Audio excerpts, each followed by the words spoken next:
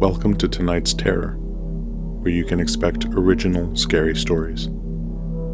Nothing here is written or narrated by AI. If you enjoy the content, consider subscribing to the channel and sharing your thoughts in the comments.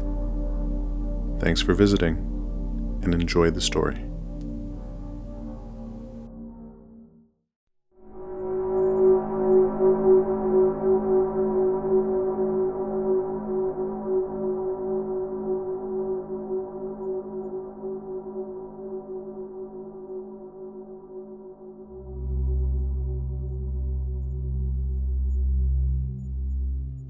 I travel the country as an urban explorer, mostly the Northeast. If you're unfamiliar, urban exploration is a hobby. I go into abandoned man-made structures and explore. Anything from old mines to empty buildings like hospitals and prisons. The more chance of it being spooky, or maybe even haunted, the better.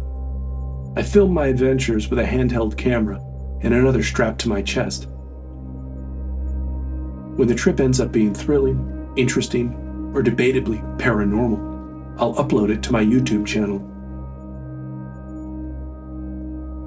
I didn't come up with this on my own. Search for urban exploration online and you'll find thousands of results. The ad revenue doesn't make me rich, but it's enough for me to keep traveling and doing these fun explorations. I'm not big on exploring subway tunnels or buildings in major cities. These places tend to be home for a sad number of indigent people, and I'm not looking to bother folks or seek out potentially dangerous interactions. It's been 6 years now, and I've done hundreds of explorations. Surprisingly, I can count on two hands the number of times I've genuinely been frightened for my safety. At the end of each video I upload, I ask my subscribers to email me with a suggestion for locations I might visit. Most of the ideas people send in aren't feasible. They might be inaccessible or guarded at night when I do my explorations. Often, people suggest locations that are simply too far away. I can't afford to fly to Budapest as much as I might like to. When the email came in with the subject line, "The Spirit of Rochester," I thought I was going to hear about a ghost. Turns out, the Spirit of Rochester is a defunct lunch and dinner cruiser, basically a big slow boat in western New York. Before it was abandoned, the ship took patrons on evening cruises of the Genesee River and served them white tablecloth meals while they took in the sights. The pictures I found online sold me on the idea right away. The thing was defunct with a capital D. Given its condition, I knew there would be no one keeping watch over it, day or night. The ship had been docked for nearly 20 years when I decided I would sneak aboard and explore it. The drive from Connecticut to Rochester, New York, stretched before me like a long exhale, the highways emptying and filling with the rhythms of winter travelers. My little hatchback, loaded with the essentials, camera gear, a flashlight, snacks, and my trusty crowbar, hummed steadily under the low ceiling of gray clouds. The highway signs whizzed past mile by mile, pulling me closer to the Spirit of Rochester and whatever secrets its rusted hull held. I glanced at my GPS, its robotic voice cutting through the faint whisper of a true crime podcast I had playing. 3 more hours. The thought tugged at me with an odd mix of anticipation and unease. Western New York wasn't new territory for me, but this trip felt different. I'd never explored a ship before. Something about my destination floating on water made the stakes feel higher. "You're being dramatic," I muttered, trying to shake the chill that crept along my neck. It's not like the ship was going to move. It's been motionless and docked for years. The drive offered little, but occasional views of the Erie Canal on my right as I pushed west. I stopped briefly at a rest area just south of Syracuse. The place was empty. Vending machines humming loudly in the silence, and the restroom reeked of bleach. A lone janitor gave me a look when I filled up my travel mug from the coffee machine. He must have noticed the camera harnessed to my torso. I'd seen that look before. Half amusement, half suspicion. I'd have the camera going now and then during my journey to the main destination. It made for nice B-roll and exposition when I cut the video together. Back on the highway, the canal didn't appear again. Just vast marshes and farmland. The gray of the day darkened into the onset of evening. I decided to switch off the podcast. The narrator's tranquil monotone wasn't cutting it anymore. Instead, I played an old playlist, one I'd put together years ago when I'd first started urban exploration. It was full of moody tracks with long instrumentals, perfect for sinking into the mental zone I needed to explore this corpse of a boat. It was hard to get an impression of Rochester after dark. Normally, I'd find my destination in the daylight hours, scope the scene, grab dinner in town, and return late that night. But I'd gotten on the road late today, so I'd have to go directly to the site. That made me a little nervous. On the rare occasion I'd been forced to operate this way, it seemed like something always went wrong. I'd once explored a mine in rural Pennsylvania without doing recon ahead of time. I didn't make it more than 20 yards inside before a black bear charged me. This was stupid, irresponsible, and impulsive, but I didn't feel like I had a choice. I had to be back in Connecticut by tomorrow afternoon. I slowed down as I approached what the GPS insisted was the road leading to my destination. The gravel drive looked more like a suggestion than an actual road. Hidden beneath patches of snow and dead leaves. I turned onto it cautiously, the sound of stones crunching under my tires. I'd entered a trailhead as the destination. What little intel I could find online told me that a hiking trail would bring me near the ship. As far as I could tell, there was no public access to the dockyard where the Spirit of Rochester rested, and I wasn't in the business of cutting chains or locks to access exploration sites. The drive ran alongside the Genesee River for a stretch, a murky ribbon of water that snaked through the landscape. The ship was supposedly docked further upstream where a crumbling marina had once been. The road twisted and narrowed as I approached a small parking lot. Trailhead was clearly labeled, and a bulletin board behind misted plastic showed a map of the loop. After gathering a little footage of the trailhead and woods, I headed off down the path. I was navigating using Google Maps on my phone, and I dropped a pin where I was pretty sure the ship floated. When I reached an elbow of the trail that bent out toward the river and my destination, I stopped to assess my next move. A twig snapped, breaking the silence of the night. I glanced back along the trail and felt a cold shudder as something moved across the path. It was dark, just the suggestion of a shape. Maybe a cat or a fox. Maybe nothing. I hated the idea that I might not be alone on these little missions. I stepped off the path in the general direction of the river. Ironically, I felt better once I was swallowed by the trees. If someone had been on the path behind me, now I'd have a better chance of seeing them than they would have seen me. I moved slowly, trying to watch each step. It wasn't long before I could see the trees thinning out ahead. It had to be the river. As I reached the edge of the woods, I saw an old, hand-painted sign reading "Private Property." It stood at the edge of the lot, but the paint had peeled so badly it was barely legible. From here, I could just make out the silhouette of the Spirit of Rochester, 100 yards down the river on my left. Even in the fading light, its decaying form loomed large, its deck discolored by rust, and its windows gaping like hollow eyes. It was exactly as I'd hoped, abandoned, eerie, and begging to be explored.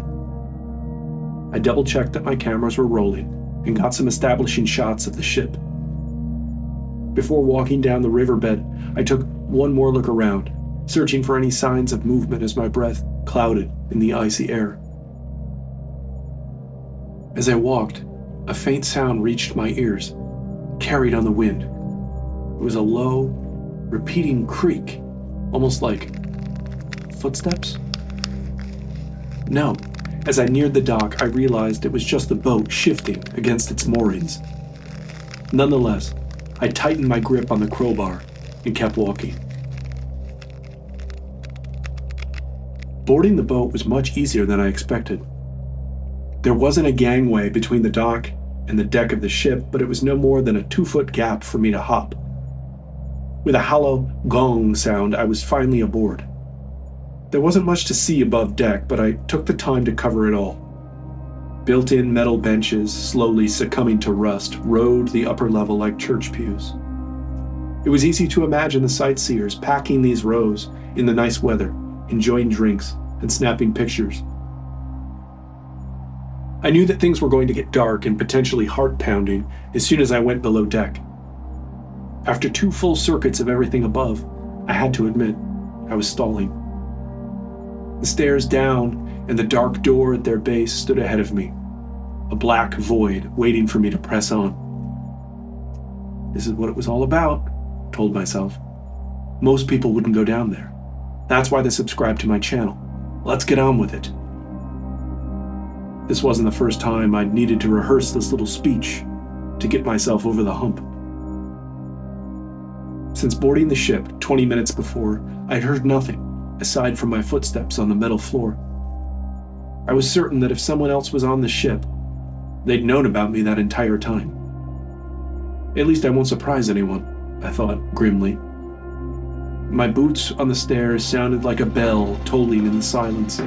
When I reached the door at the bottom, I clicked on my headlamp. No moonlight was going to reach these spaces.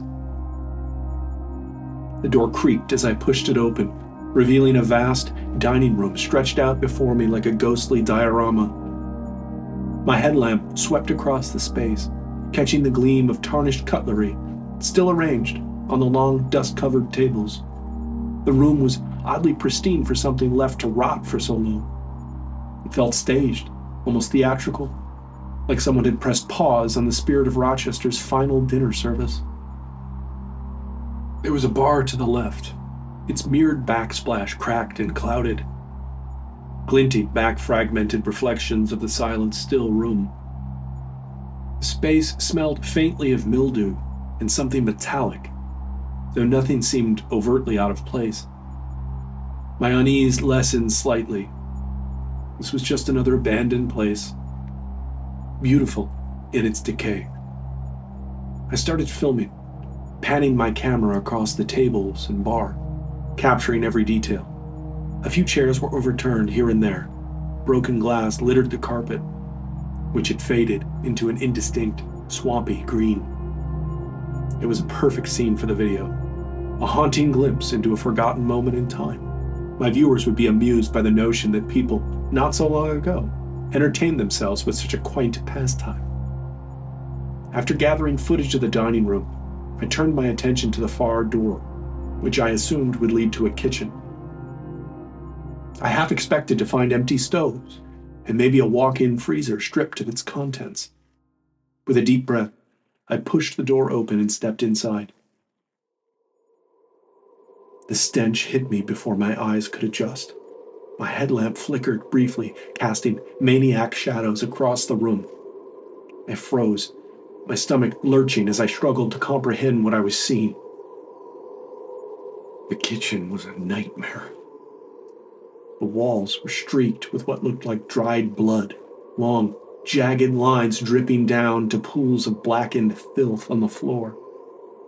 Hooks dangled from the ceiling on thick, rusted chains, and from those hooks hung shapes, dozens of them.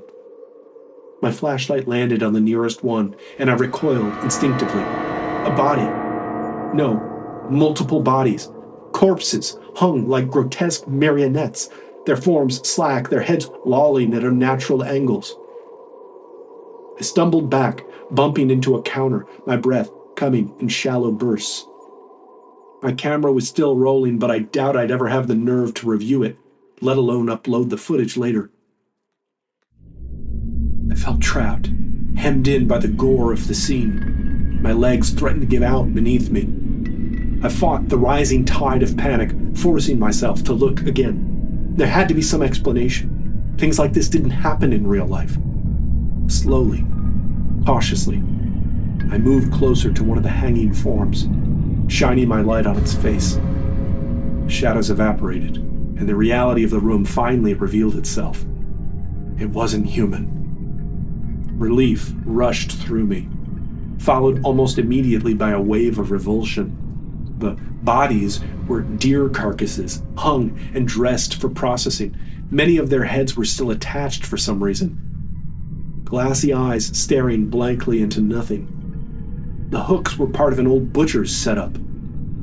The blood on the walls must have been there for years of use, now darkened and exaggerated by time. Still, the sight was grotesque, a morbid tableau that felt way too human at first glance. I stepped back, shaking my head, trying to laugh off the lingering tension in my chest. Just deer, I whispered to myself, as if saying it out loud would make it less unsettling. My voice sounded small in the crowded silence of the room. I pivoted to leave the kitchen, eager to get back to the relative calm of the dining room. The instant my foot landed on the matted carpet outside the kitchen, I heard something. A noise. A faint noise, almost imperceptible over my breath. It was a steady dragging. I froze. The sound stopped. Then it began again, louder and more defined. Someone was pulling something heavy along the corrugated metal floor of the deck above. I hadn't taken the time to interpret the scene in the kitchen, but now, in a panic, I tried. Someone, maybe someone without a home, was using this ship? For what? Living in? Maybe. For whatever reason, they were using it at least to cut up the animals they'd killed. Did I want to meet this person? No. Was I going to have a choice in the matter? Unclear. People who set up shop in abandoned places like this typically did not want company. Some would even get violent. I only knew of one exit up and out of this room. There must have been others, for safety reasons. But it was too dark to find them, and I didn't have the time. Before I'd moved an inch, I heard footsteps on the stairs. The steps weren't hurried. They began steadily down the stairs with a soft, metallic ring as the boots struck the old metal. I clicked off my headlamp, plunging myself into near total darkness. My handheld camera still recorded, its infrared light providing the faintest hint of vision. I backed into the corner of the dining room, furthest from the staircase, crouching behind an overturned chair.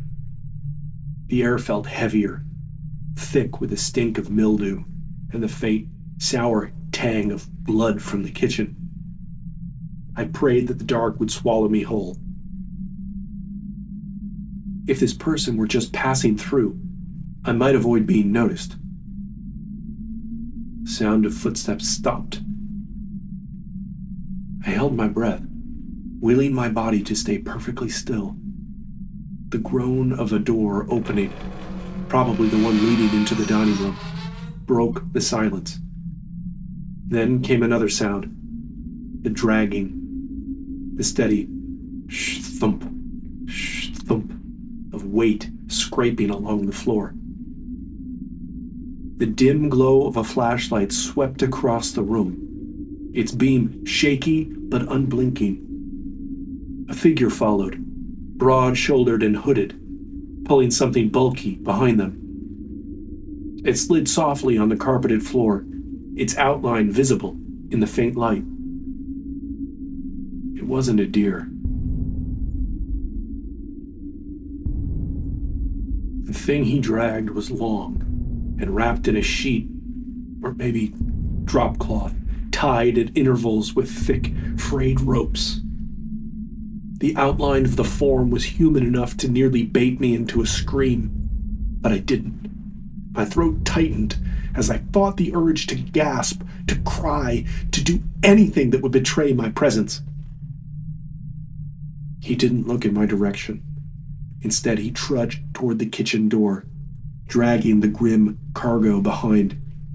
The figure's gait was strange, hunched, uneven, like they carried more weight than just the bundle. He breathed heavily, like a chain smoker.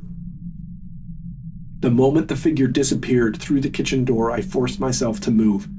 I stayed low, creeping on all fours toward the stairs.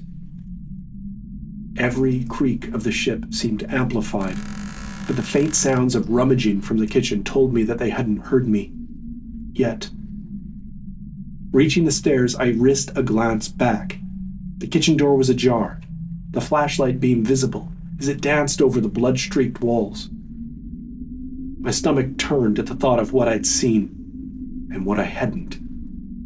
I couldn't let my imagination spiral now. There was only one thing that mattered. Get out. My boots hit the stairs softly as I ascended, one hand gripping the rail to steady myself. The staircase felt 3 times as long as when I'd come down. I kept my headlamp off, relying on the faint gray light filtering through the ship's porthole windows to guide me. The deck was empty when I reached it. The wind had picked up and bit at my face as I scanned the dock and shore. I was grateful for it. The sound of the wind blowing could cover my retreat across the deck. I didn't begin running until I'd reached the shore. Then, I didn't stop until I'd collapsed across the hood of my car. My face was cut and bleeding from branches lashing at me as I tore through the woods. I hadn't looked back once, but the man on the ship didn't look like much of a runner, even if he'd ever known I was there. I didn't call the police until I was on the highway. The line had already been picked up when I realized I'd have to admit to trespassing to report what I'd seen. I told the dispatcher I'd been on the ship and I'd seen what I thought was a dead body, then hung up. The rest of my drive was spent staring at the cell phone, waiting for it to light up. They never called back. I followed the news for months, but never saw any reporting on the Spirit of Rochester. I stopped watching the news after a year for the most part. But sometimes, late at night, when I can't sleep, I open my laptop and replay that footage.